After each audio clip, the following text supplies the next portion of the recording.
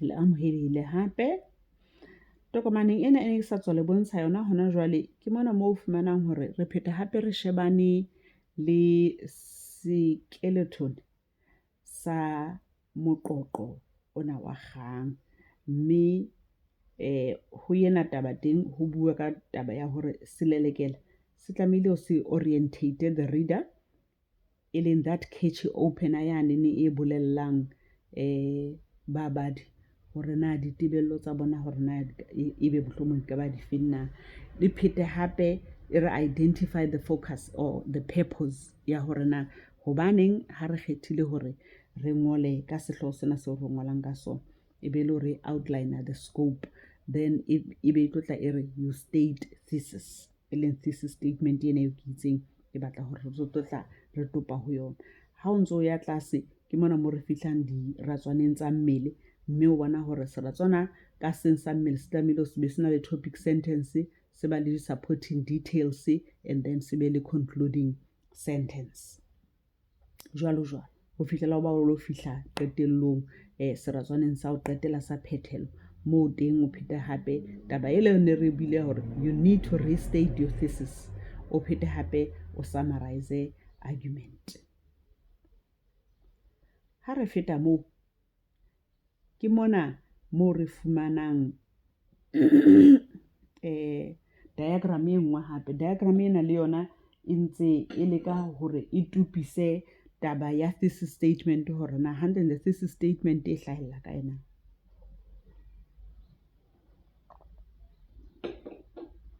Mme re tla bona hore ho yena diagram e bile yona e hlile monate e buella haholo tabeng ya persuasive essay kapa yona argumentative essay, hore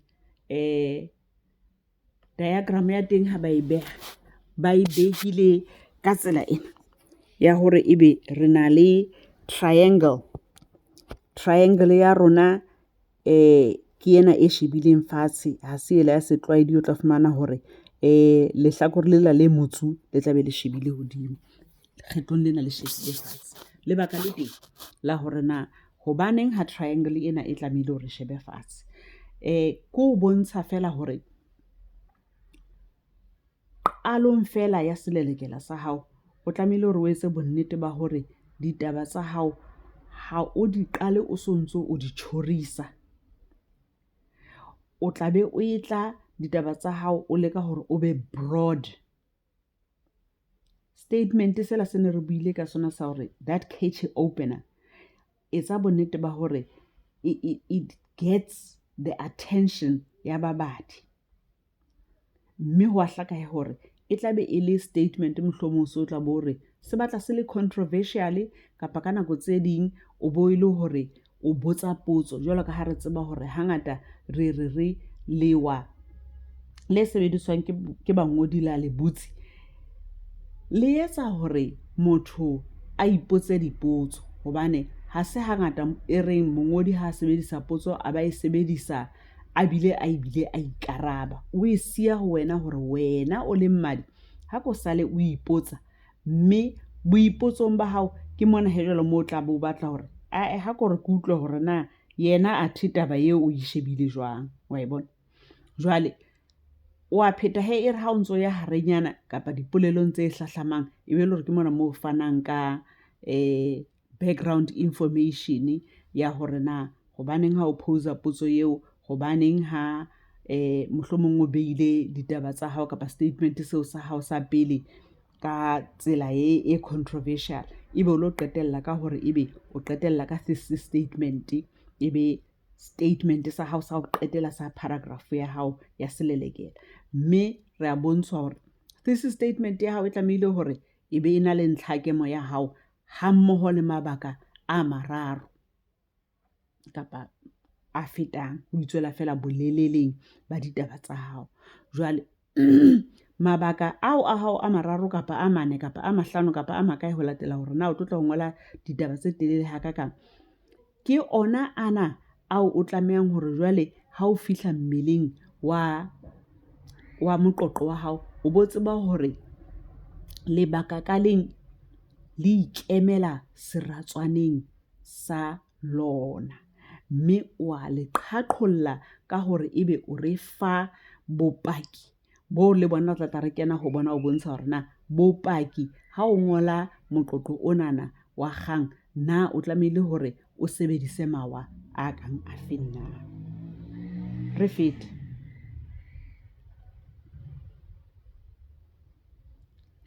Ho ba le ditaba hape tse buang ka yona thesis statement tse reng a thesis statement expresses the writer's position or interpretation of a particular subject. O tla hopola hore ha ke re mola triangle-eng ho no bue ka taba ya hore ho na le opinion ya hao plus mabaka a mararo. Ke ka hona ba reng a thesis statement expresses the writer's position or interpretation of a particular subject. It makes a claim that others might dispute. Ha o be fela tje hore nna ke kgetha lehlakore le itseng kapa ke wela ka lehlakore le itseng kapa ke dumellana le lehlakore kapa ha ke dumellane ebe le hore felletse mo tsela eo o behang claim ya hao ka yona kapa ntlhakemo ya hao ka yona e tlamehile hore e be tsela ena eo ba bang ba tla be ba tseba hore ba re ha boinnete ha e jwalo ka ha e bona. Jwale ho thwe hape it tells the reader what to expect from the paper. Tabeng ena teng ke mane he jwale mo tlo tla o fumana hore mabaka a le a o a beile ngwana o thesis statement ya hao ke ona a tla bolella mmadi hore na a ka lebella kapa ka ba le tebello efe na. Mme jwalo ka ke ne ke tshilo hore ho thwe fela it doesn't just state the topic itself. It states an opinion or attitude towards the topic. Ke kgola ya hlaka.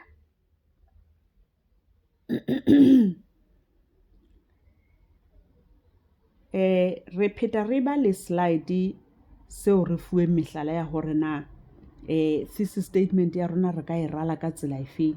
Re phete re be le mehlala e meng hape ke kgola ka ba mmedi mo re bolellwang hore na dipolelo tseo e seng di-thesis, those that they don't regard as thesis statements hore na tsona na tla be le tse bopeileng jwang. Ske ra ba ditsebehe taba ke polelo e re fuwang e bua ka physical education. Physical education should be taught daily because it promotes physical health, stimulates mental well-being, and encourages healthy choices. Ela hloko. Because it promotes physical health, stimulates mental well-being, and encourages healthy choices.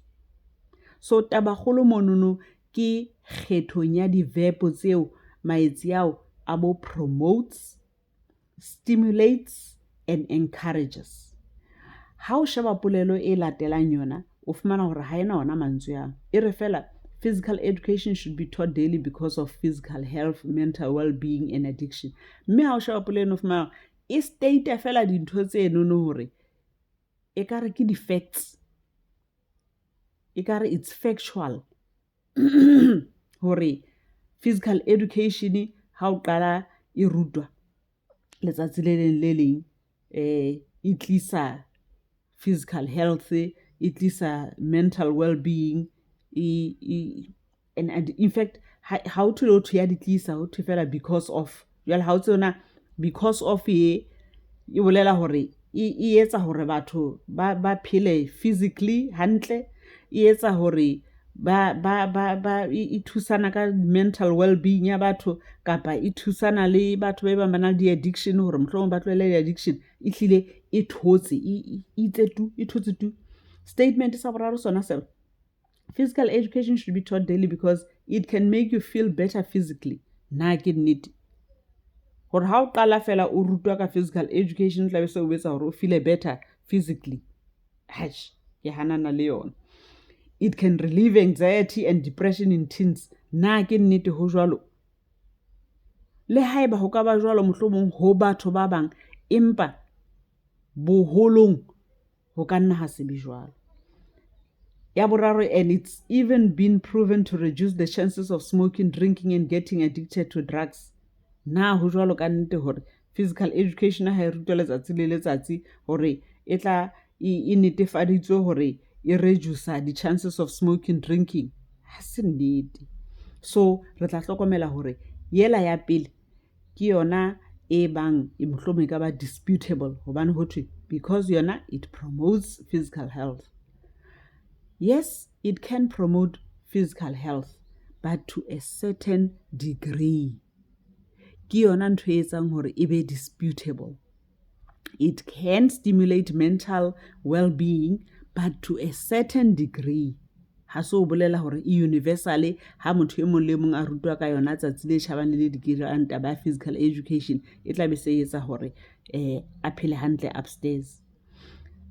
Yes, to a certain degree it can encourage healthy choices, but ke batho ba bangata ha kakang bo fumanang hore ba ntse ba na le tsebo ya taba physical education fela di choices tsa bona tsa bophelo ha di laolwe ke taba ya hore be ba na le tsebo eo e bang e teng.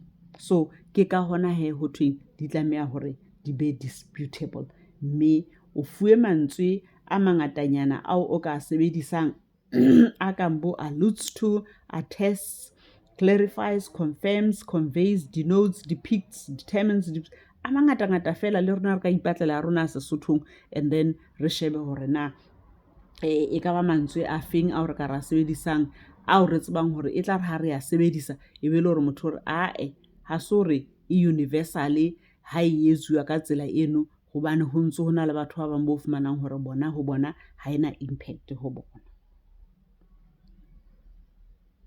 All right. Ke nahana hore re sa ikgathile tema ya rona ha o tluwa tabeng ya hore na thesis statement re rala jwang. Jwalo ka ke ne ke boletse re tla posta di-video tsa tsena, re tla posta ditokomane tsenana kapa tsona di-slide tsena molemong wa hore motho a tla tsebe hore a iponele hantle hore na hantle ntle na re bua ka eng. Mohlomong ebile tla re ha re se re posta le yona video e be le hore se ile re entse le phetolelo molemong wa hore motho e ba mohlomong o na le phephetso senyesemaneng a ba tseba hore o sheba le ka o yena ya Sesotho e le hore a tla itseba hore a ithuisetse. Jwale re tla tloha jwale re tla re bua ka dikarolo tsa seratswana haholoholo sa mmele. Re ne re se re fumane hore re na le topic sentence e leng polelwana ya rona ya sehloho kapa e jereng sehloho sa seratswana seo. Re phete re tla re ba le di-supporting details, re phete hape re tla re ba le a closing statement. Jwale topic sentence states the main idea of the paragraph jwalo ka se ke tshulo, mme jwalo ka ne ke boletse ka re ke mane mo tsebang hore jwale mabakeng ane a mararo o neng o wa boletse nakong eo o neng o beha thesis statement ya hao o tlotla o a qhaqholla o tseba hore haeba a le mararo re lebelletse hore bonyane ha o so thwa hana diratswana tsa hao tsa mmele wa moqoqo wa hao e be le hore di tharo hobane ne re boletse hore ntlha ka nngwe e tlamehile hore e ikemele seratswaneng sa yona. Jwale ho tla tswa hore na o na le supporting details tse ngata ha kae hoba ka nako tse di supporting details tsa hao ke tsena tse ka nnang tsa go kgannela hore o qhome bolo qhomela seratswaneng sa bobedi fela e ntse le hore di ntse di supporta yona ntlha kgolo yela yo neng o e beile seratswaneng se ka hodimo. Ke ka hona ke reng bonyane ha o so thwa hana haeba o na le mabaka mararo tlameha hore ebe diratswana tsa hao le tsona tsa mmele di tharo, empa haeba mabaka ha o amane bonyane tlamehile hore di be 4. Ke a tshepa ya hlaka. Re fete taba jwale ke hore na ha o se o bopa diratswana tsena tsa hao tsa mmele hore na o lebelletse hore o sebedise mawa a fenna. Ho na le lewa leo manyesemane a le bitsang ka hore ke pill or till paragraph. Pill or till ke ditlhako kapa ke acronym e tlohang ditlhakong tsa lentswe ka leng lena leo o le fuweng bakeng sa ho tataisa hore na o ka ngola seratswana sa hao ka tsela efe. Pill ke PEEL, till ke TEEL. So ho ho itswela ho wena hore na o batla sebedisa pill kapa o sebedisa till ha ile bua nnete di bua le komo le leng. Jwale ha re qale ka pill pill o emetse p eo o emetse point, ha ho till t yena a emetse topic. Ha ke o bontshe yona mo e leng hona teng o tlo tsebe hore o iponele hore na nakong eo song o fumana ditokomane o tlo bona hore na e ne e le ntho e jwang na. Ke tshepa o e bona. Jwale ho tloha moo e wa pele ke ena ya ebetseng example e le mohlala, e wa bobedi o ebetse explanation e leng tlhaloso, and then L o emetse linking statement. O tla hopola hore nakong yane eo re neng re bua ka skeleton sa moqoqo seo re itseng baithuti ba ka se sebedisa molemong wa hore ba iketsetse moralo hore dipakeng tsa diratswana re kgothaleditse hore ha o be teng a linking statement, ke yona linking statement enana e batlahalang yo ho buang ka yona. Ya hlaka akere ho tloha moo o fumana hore mongodi e mong yena o tla kgetha hore alo tla le acronym e nngwe e fapaneng. Mohlomong yena bakeng sa hore a bue ka pill a ba bua ka pearl.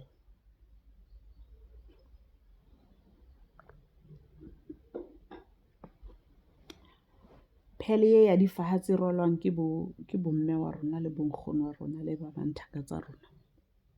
PEARL. Ke a ipheta PEARL. Jwale PEARL yena e emetse P o emetse point, E o emetse evidence, A o emetse analysis, R o emetse repeat, L o emetse link. Mme o tla hlokomela hore phapano mona fela empa e le taba yela ya hore ha ba le ba phile bona ba re e wa pele ke example, bana ba e beile ka tsela ya hore ke evidence. Hobane evidence eo e ntse le yena e tlameileng hore e tle ka tsela ya mohlala ha re be jwalo. Mme phapano hape se le ya hore bana ba phele bona ba bua ka taba hore jwale o tlameile hore o tle le analysis, and then mme ke batla ke dumellana le yena analysis hore ha o no beya fela je mohlala o tlameile hore o manolle ditaba tsa hao ho utlwahale hore na hobaneng ha o di sheba ka leihlo le wena o di shebileng ka lona. Ho tloha mo ne be le hore ke mona ba reng repeat, ho bolelang hore o ka pheta ntlha ela ya hao e ka sehlohlolong, and then e be le hore ke mona hape motho tla o pheta hape o link o ba le that linking statement eo ne ntse re na le yona ho pill. So wa di utlwa hore ha di fapana ha kalo e mong yena o tla hopola ha re ne re bua ka moving from known to unknown. E mong yena o sebedisitse Oreo ela ya di biscuit. Ho Oreo le teng e ba opinion, O wa pele, R e be reasoning, E e be mohlala, O wa o qetela e be opinion.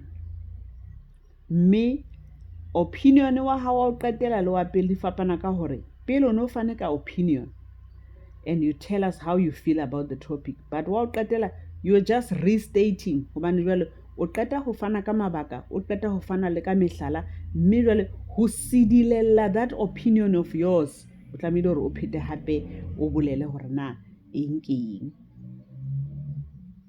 Jwale re a feta tabeng ya seratswana. Ke batla hore re thetsa ha kgosanyana hape ka taba ya hore re elellwe hore ha re ngola kapa ha re ruta moqoqo wa kgang, sepheo sa rona sa ditema tsohle tse nang le kgang ka hare ke hore re oketse motho e mong haholoholo e bang o na le maikutlo a fapaneng le ya rona, hore re mo ka o kelletse lehlakoreng la rona hore a qetelle a bile a dumellane le rona.